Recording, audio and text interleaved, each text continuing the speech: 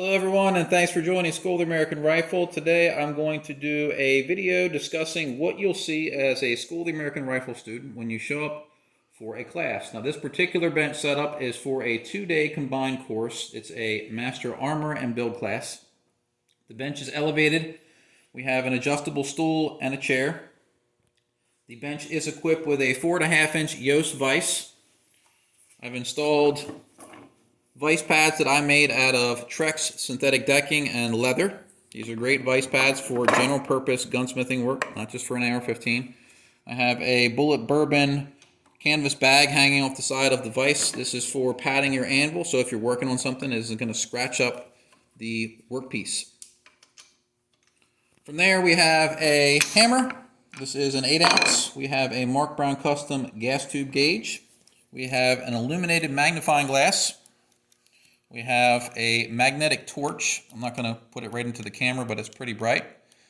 And you can attach it to the vise in different scenarios so you can illuminate something. We also have a little cheap Harbor Freight light. These are great for sticking inside the upper receiver. If you're trying to examine your feed ramps or something inside the upper, it fits in the upper receiver perfectly. You usually get a pack of these for like $3. There's 2 to a pack. So they work good for that purpose. They're not the most bright light, but that's why they're at the bench. From there, we have a AR-15 bolt vise. This is for installing and removing the ejector. We have a Modern Armory, Forward Control Designs also makes one of these. This is a gas tube installation tool. You put your gas block in here and you can punch your roll pin in or out. Pretty handy tool. From there, we have our punch block. This is made of Trex decking material as well. I'm going to move it over to the center of the bench here so I can work a little easier. But this has various punches and tools in here. We have some bits for our driver. We have other bits here that are slotted. We have some adapter bits. We have a clevis pin and a cut down brass punch. This is actually for installing the front pivot pin. This is sort of a makeshift setup that I show students you can do without buying expensive tools. This is a LaRue wrench. I have a hairpin in there, which is for dealing with small parts and springs. We have a magazine install and removal tool. Brownell sells these for about, I don't know, $4. And we have an Obsidian Arms AR-15 punch set in here. All of the black punches in here are from Obsidian Arms. I've painted them all so they're easy to identify. So the green one is for the gas tube roll pin. The red one is for the ejector. The blue one is for the bolt catch. These long ones in the back are from Little Crow Gunworks. These are fantastic. They don't come with the Obsidian Arms kit. And then I also have some generic steel punches throughout and generic brass punches. These are all from a cheap Chinese punch kit. The reason that I have these is because you don't want to use roll pin punches to drive in roll pins. It'll damage them and mushroom them out if you get resistance. From there we have a dummy round, Magpul dummy round.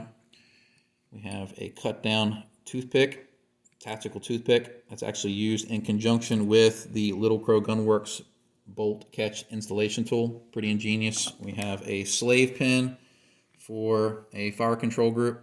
This makes putting the trigger and disconnect in a little easier. The Obsidian Arms also comes with a slave pin, but it's not for that purpose. This is a pointed slave pin. So the Obsidian Arms is a pretty nice punch kit, but I put it in this bench block because students were having to hunt through a bin and try to find things. Color coding it makes it a little easier. On the front, I put a rare earth magnet. Again, this is also used for various things in the class. You can usually buy a pack of like 5 from the hardware store for a couple dollars. But this is our punch block. Our block of punches. From there, we have 2 other bins. These are Chinese food takeout bins. They work great for storing pieces and parts. If you're a hoarder, I'm not really a hoarder, but they organize things pretty neat for me. I have optics wipes. These are for cleaning off the magnifying glasses and different optics you may bring to a course. So I have 2 of those in there.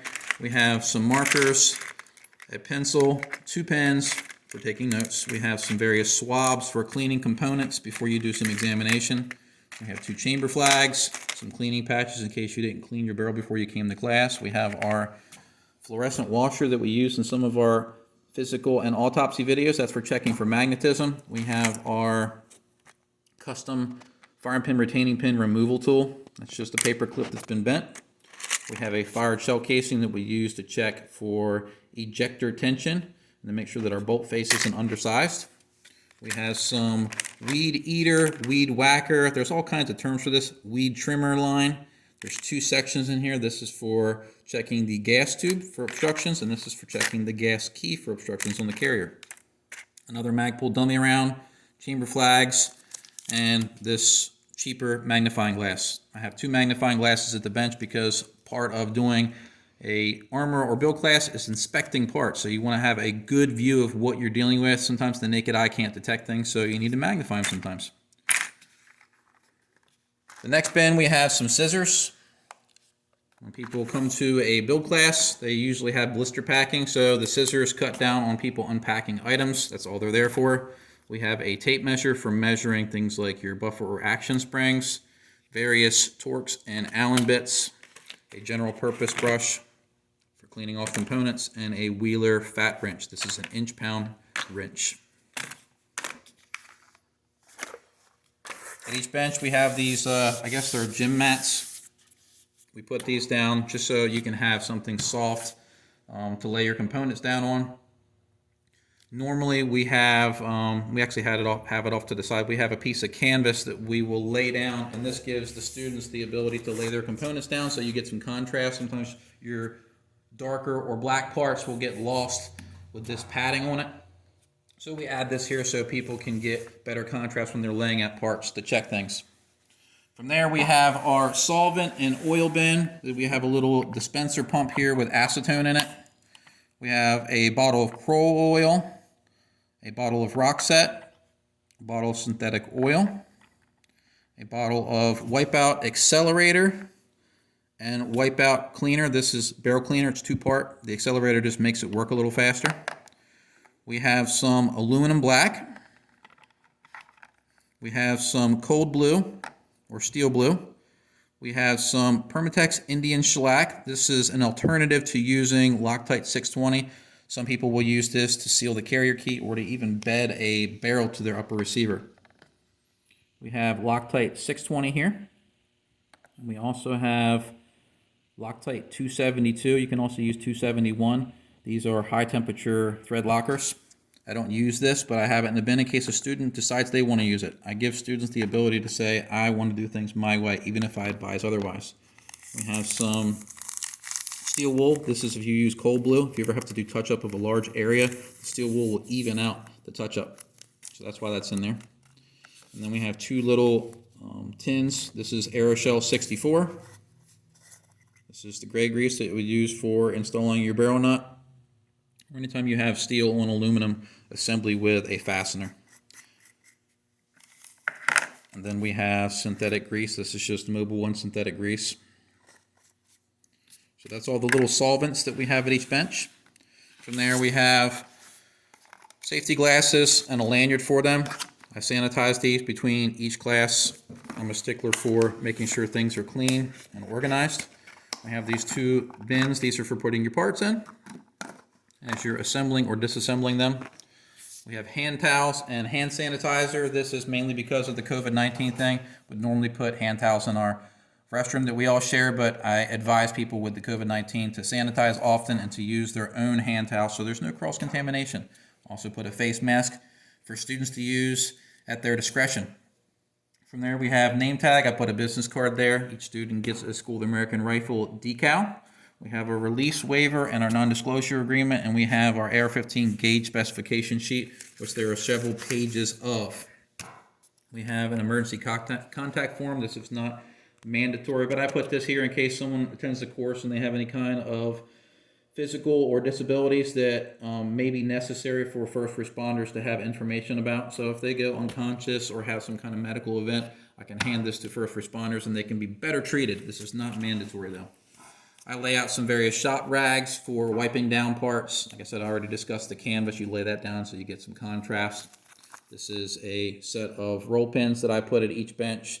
Sometimes people will bring an assembled gun to a build or a 2-day course, so we have to tear it down, and we don't reuse roll pins in our courses. So I put new roll pins at each bench. Whether or not a student needs it, they get to take it home with them.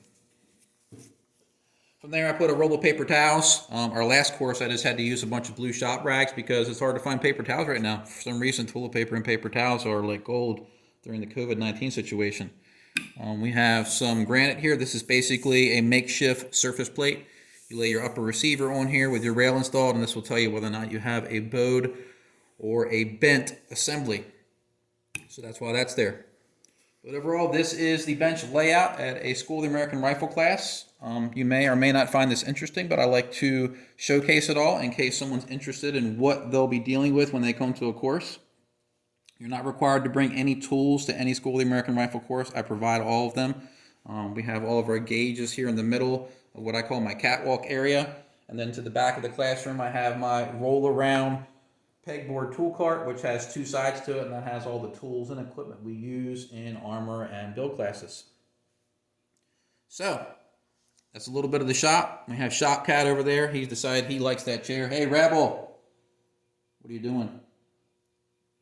You out here to learn? You know about AR-15s?